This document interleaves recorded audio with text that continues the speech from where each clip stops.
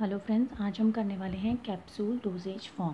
ठीक है, तो कैप्सूल डोजेज फॉर्म क्या आ जाती है, ये सॉलिड यूनिट डोजेज फॉर्म होती है। ठीक है, जिसमें कि जो ड्रग होती है वो एक शेल में एनक्लोज की गई होती है। अब जो शेल होती है वो कैसी होती है, या तो सॉफ्ट होती है या हार्ड जिलेटिन की बनी होती है। ठीक है, तो ये दो टाइप की क्लासिफिकेशन होती है कैप्सूल्स की। ठीक है, एक होती है हार्ड, एक होती है सॉफ्ट। ठीक है, जो हार्ड होती है उसको हम सॉलिड्स की फिलिंग के लिए यूज़ करते हैं, और जो सॉफ्ट होती है उसको लिक्विड्स और सेमी सॉलिड्स की फिलिंग के लिए यूज़ करते हैं। ठीक है, अब इसमें क्या हो जाता है कि इसकी जो एडवांटेज ये है कि कुछ दवाइयाँ होती हैं जो कि अदर रूट से इनकन्वीनियंट होती हैं, तो उसमें हम सपोजिटरी की जगह इसको प्रेफर कर लेते हैं कि हम एक जो कैप्सूल है उसको हम इसके थ्रू इंसर्ट कर देंगे, तो वो भी ड्रग को उसी हिसाब से वहाँ पे उसने डिस्पेंस करना है। ठीक है, देन ये क्या हो जाता है, ये ओरली हम इनको यूज़ कर सकते हैं। ठीक है, इसको हमें ओरली यूज़ भी करना होता है, तो हम इसमें इसको टंग पे प्लेस करते हैं एंड देन इसको वाटर के साथ हम स्वेलो कर लेते हैं। ठीक है, देन नेक्स्ट आ जाता है कि इसके एडवांटेजेस क्या होते हैं। एडवांटेजेस में सबसे पहले आ जाता है ये टेस्टलेस होती है, ओडरलेस होती है और इजी टू एडमिनिस्टर होती है, हम इसको इजीली ले सकते हैं। ठीक है, अब इसकी जो अपीयरेंस होती है वो भी काफ़ी अट्रैक्टिव अपीयरेंस होती है। ठीक है, थर्ड आ जाता है कि जैसे इसका जो अनप्लीजेंट टेस्ट होता है, मान लो किसी भी दवाई का बहुत अनप्लीजेंट टेस्ट है, तो वो इसकी जो टेस्टलेस शेल होती है वो उसको क्या कर देती है, कवर अप कर देती है। ठीक है, देन उसके बाद आ जाता है कि जो इसकी फिलिंग और सीलिंग होती है वो जल्दी हो जाती है, तो ये एक जो टैबलेट्स के ऊपर इसकी एक एडवांटेज है, क्योंकि टैबलेट्स की मैन्युफैक्चरिंग, कोटिंग वगैरह वगैरह सब में बहुत टाइम कंज्यूम होता है, तो ये इतना इसमें नहीं होता। ठीक है, देन नेक्स्ट आ जाता है ये काफ़ी इकोनॉमिकल होती है, देन ईजी टू हैंडल होती है ये, और ईजी टू कैरी होती है। देन इसकी डिसएडवांटेज आ जाती है। डिसएडवांटेज में क्या होता है, कुछ मटेरियल जो होते हैं वो हाइग्रोस्कोपिक नेचर में होते हैं, तो वो क्या करते हैं, वाटर को एब्जॉर्ब कर लेते हैं, तो वो इतना वाटर एब्जॉर्ब कर लेते हैं कि जो इसकी शेल में वाटर प्रेजेंट होता है ये उसको भी एब्जॉर्ब कर लेते हैं, जिसकी वजह से जो कैप्सूल शेल है वो ब्रिटल हो जाती है एंड लास्ट में क्या हो जाता है, क्रम्बल इनटू पीसेज हो जाती है, मतलब टूट जाती है पीसेज में। ठीक है, देन सेकेंड आ जाता है कि इसमें जो होता है कि जो कंसनट्रेटेड सॉल्यूशंस होते हैं जिनकी डाइल्यूशन पहले रिक्वायर्ड होती है, हम उनको इसमें नहीं यूज़ कर सकते, क्योंकि उससे क्या हो जाता है कि हम इसको डायरेक्टली ले लेंगे, इसमें डाइल्यूशन तो होने नहीं वाली। ठीक है, तो इसमें क्या हो जाता है कि वो हमारे स्टमक में क्या कर देते हैं, इरिटेशन कॉज कर देते हैं। ठीक है, अब इसके लिए हम रॉ मटेरियल क्या यूज़ करते हैं, रॉ मटेरियल यूज़ करते हैं हम जेलेटिन कैप्सूल के लिए, दोनों के लिए हम सेम टाइप का यूज़ करते हैं। ठीक है, फर्स्ट स्टेप होता है इसमें कि हम जेलेटिन सोल्यूशन प्रिपेयर करेंगे, या तो हम जेलेटिन सोल्यूशन को डीमिनरलाइज्ड वाटर में प्रिपेयर कर लेंगे। ठीक है, या फिर हम क्या करते हैं, डीमिनरलाइज्ड वाटर और ग्लिसरोल का यूज़ करते हैं। ठीक है,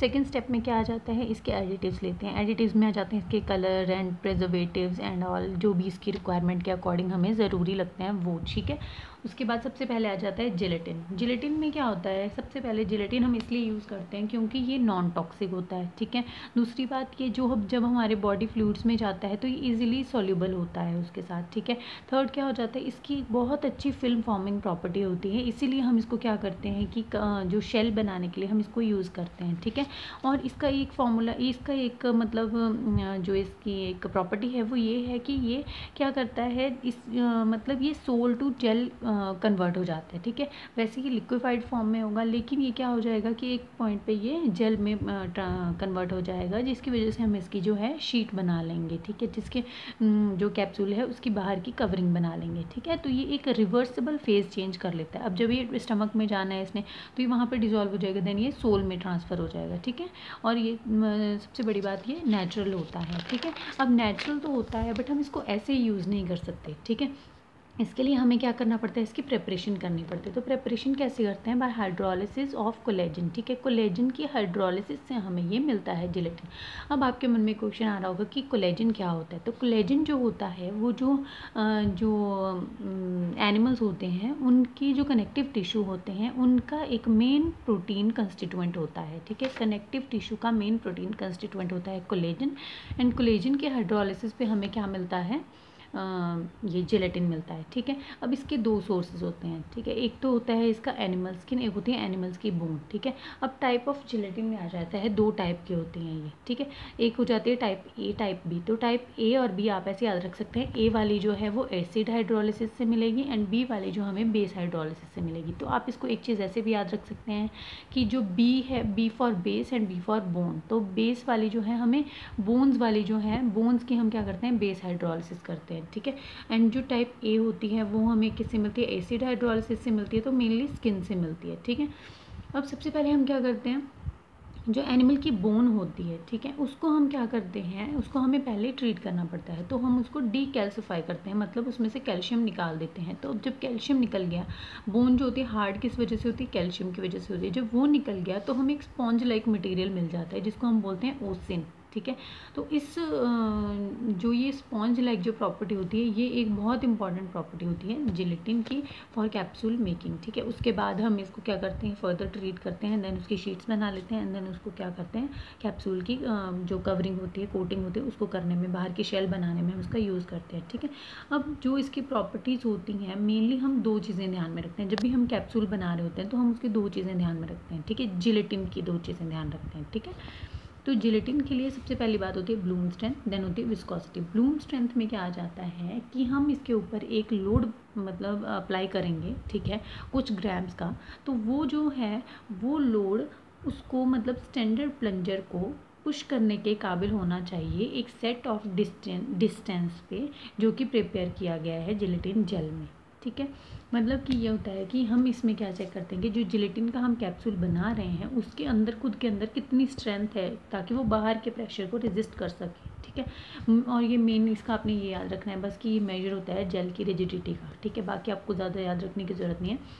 this is a measure of gel rigidity, ठीक है। अब इसमें क्या हो जाता है, हमारे पास दो चीज़ें हैं। अब हमने ये देखा है कि हमारे पास एक HGC होता है, एक SGC होता है। HGC होता है हार्ड जेल कैप्सूल और सॉफ्ट जेल कैप्सूल, ठीक है। तो हार्ड जेल की आपको खुद ही मतलब एक कॉमन सेंस की बात है कि जो हार्ड जेल कैप्सूल होगा उसकी ज़्यादा ब्लूम स्ट्रेंथ होगी, मतलब वो ज़्यादा प्रेशर रेजिस्टेंट होगा, ठीक है। देन जो सॉफ्ट जेल कैप्सूल है वो सॉफ्ट है, इसलिए उसकी कम ब्लूम स्ट्रेंथ होगी, ठीक है। तो इसकी ब्लूम स्ट्रेंथ आ जाती है 150 से 200 ब्लूम तक, ठीक है। देन सेकेंड चीज़ हम क्या चेक करते हैं, विस्कोसिटी चेक करते हैं, ठीक है। विस्कोसिटी हर एक जो मैन्युफैक्चरर होता है वो इसलिए चेक करता है ताकि वो उसकी जो थिकनेस है एंड जो हमने शीट बनानी है उसको मतलब एक मेंटेन कर सके, उसकी जो थिकनेस है वो प्रॉपर रहे उसमें, ठीक है। तो जो इसकी विस्कोसिटी होती है उसकी रेंज होती है 25 से लेके 45 मिलीपॉइस तक होती है, ठीक है।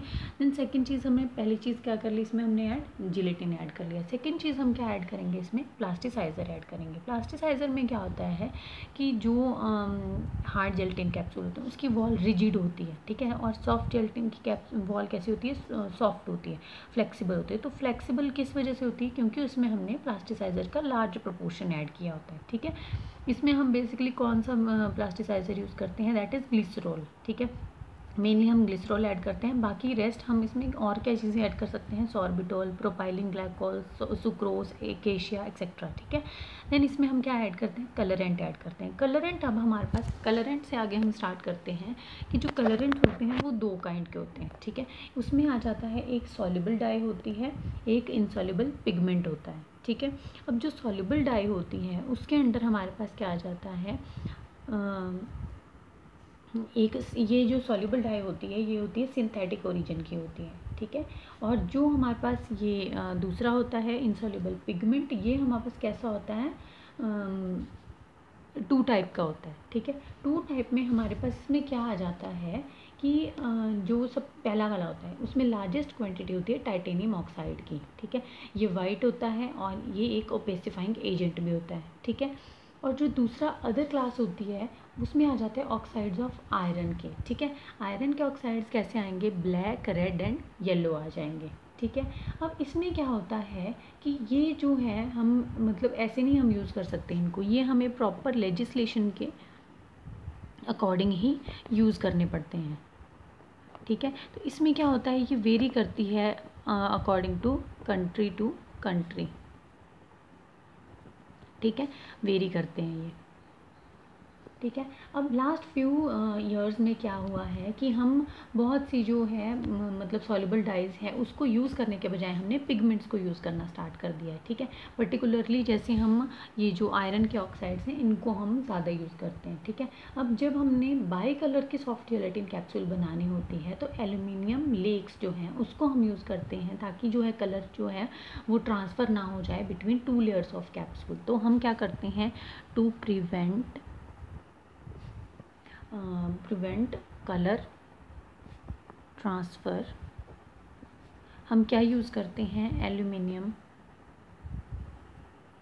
लेग्स।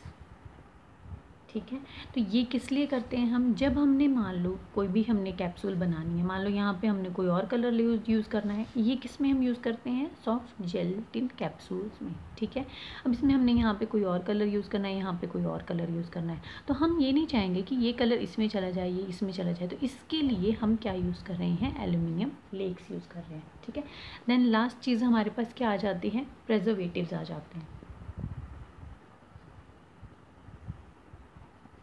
ठीक है, प्रिजर्वेटिव्स जो हम इसमें यूज़ करते हैं वो या तो हम कभी कभी प्रोसेस के इन प्रोसेस भी हम ऐड कर लेते हैं। ठीक है, ताकि जो है मतलब कंटेमिनेशन ना हो, तो हम इसमें क्या पॉइंट नोट कर लेंगे कि ये हम क्या करते हैं, इन प्रोसेस ऐड करते हैं। ठीक है, और उसके बाद आ जाती है कि जैसे इसके लिए वैसे बेसिकली हम इसका यूज़ कम करें। ठीक है, लेस यूज़ के लिए हम क्या करते हैं, GMP को फॉलो करते हैं। अब GMP क्या होती है, गुड मैन्युफैक्चरिंग प्रैक्टिस होती है, ये आती है शेड्यूल M के अंडर।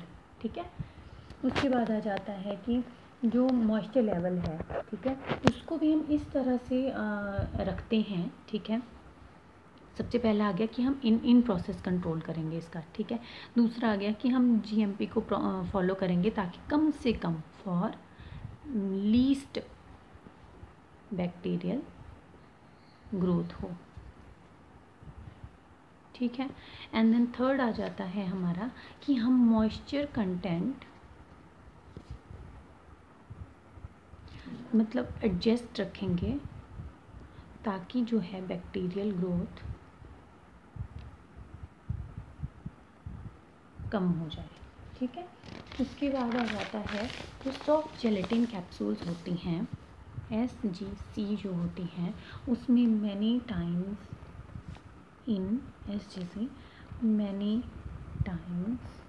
क्या यूज़ करते हैं हम, एंटी